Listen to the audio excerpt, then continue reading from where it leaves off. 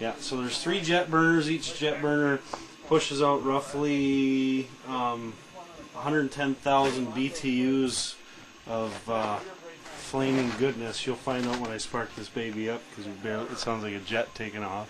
The hot liquor ton and the mash tun. Mash tun's going to use about, by doing my program, comes out to about a little over about 7.5 gallons of water. The hot liquor will have about 10.5 gallons. That'll be our sparge water. So up and away, baby. Open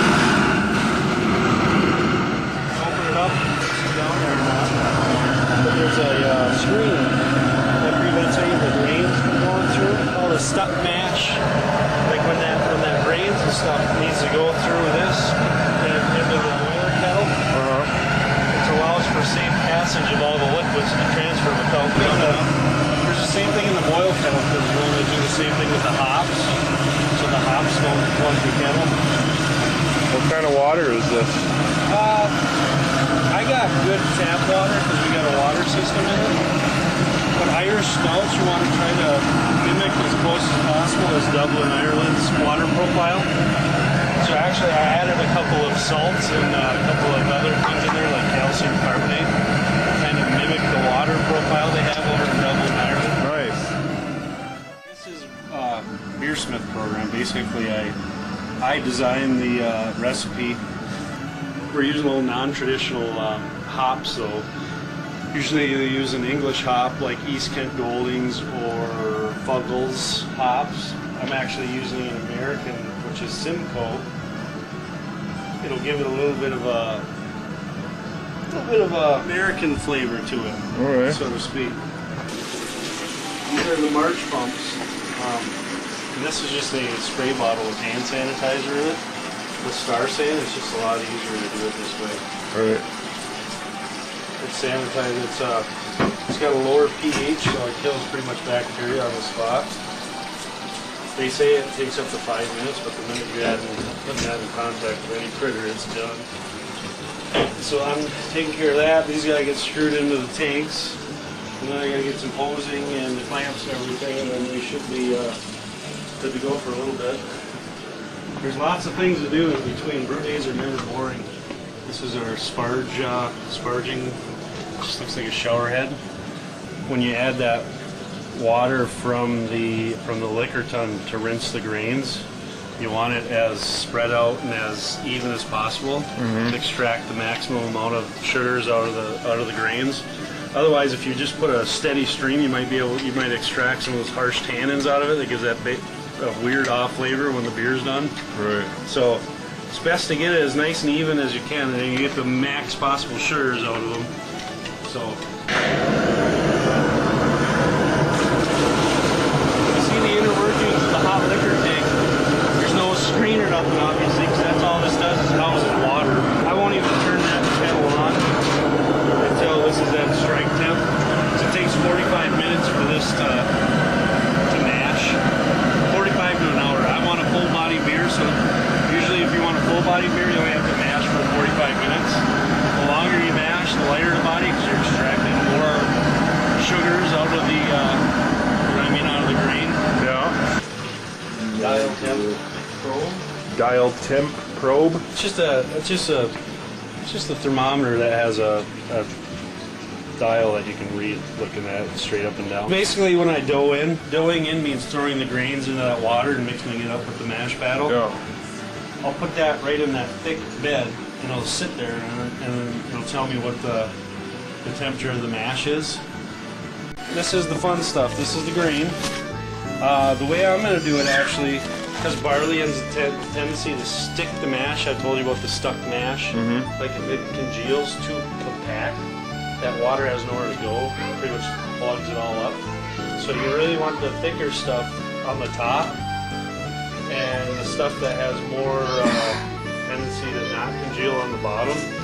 So this is 1 pound of roasted barley. And actually, we should have 3 of those in here somewhere. 1, 2, 3 pounds of roasted barley. Barley kind of gives you that silky smooth flavor, or gives a lot of body and head retention. You know, you want a big frothy stout. So it lends a more thicker body and a silky, smooth kind of taste on your palate when you're drinking it down. All of them, all those qualities indicative of a good stout, even a dry stout.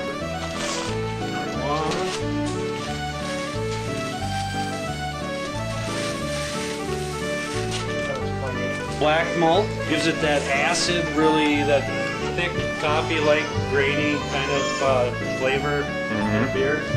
All good things. Want to taste that? Just gives more of the coffee and toffee notes when you're drinking. Good stout. You get that? You see how that's different than the black malt? Yeah, subtle, but yes.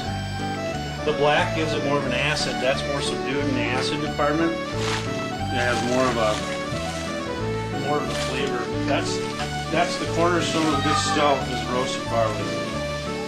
This is the darkest of the caramel malt. I'll give it more like a toffee raisin kind of flavor.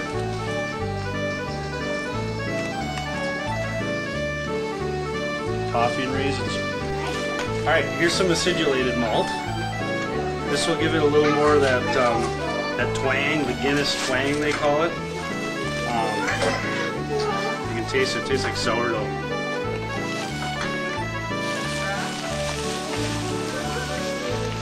Oh yeah. Nice, eh? And this is just the base malt. It's called two-row malt. It's just it's barley, regular malted barley. That's the star of the show. Amazing. Oh, that's good. All of this, just shy of $50 for 15 gallons of premium stout here. This is the best tool in my bag. We're 168 right now. And I might even air on the side below because I can always heat it back up. Alright, it's called mashing in. Basically you're adding your grains, your base grains into the ton, and it's actually, the step is called doughing in. So, when these little buggers go, this is your little starches hard at work turning into sugars. There it is. That's another mash battle. So I'm going to make sure all the dough balls and everything's kind of absorbed into the, you want a nice thick conglomerate mixture there. Now we can just do this. It should give us a readout, hopefully. Almost like I knew what I was doing, eh? Is it? Nice. Nice. Brilliant. We'll make it stout. Alright, I'll be back ASAP.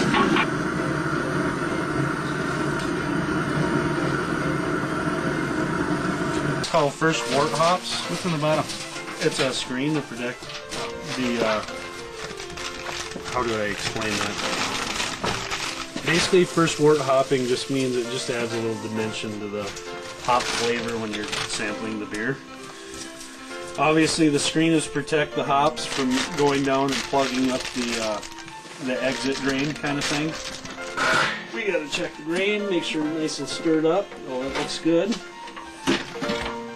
Smells good. Make sure this pure stout goodness transferring into that kettle.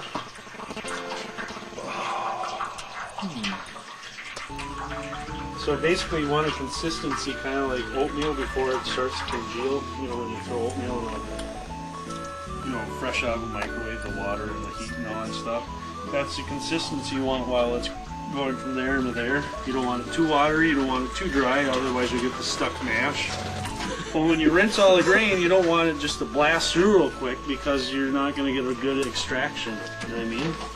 I feel you. So I smell what you're stirring. It's kind of a slower operation. When in doubt, drink lots of stout. Moss. Alright, so what are you adding now? What was that? It's called Irish moss. Irish moss. Binds the proteins together. So how do you determine the alcohol content? Potential alcohol content. Measure gravity. Because you gotta measure it now and measure it when it's done.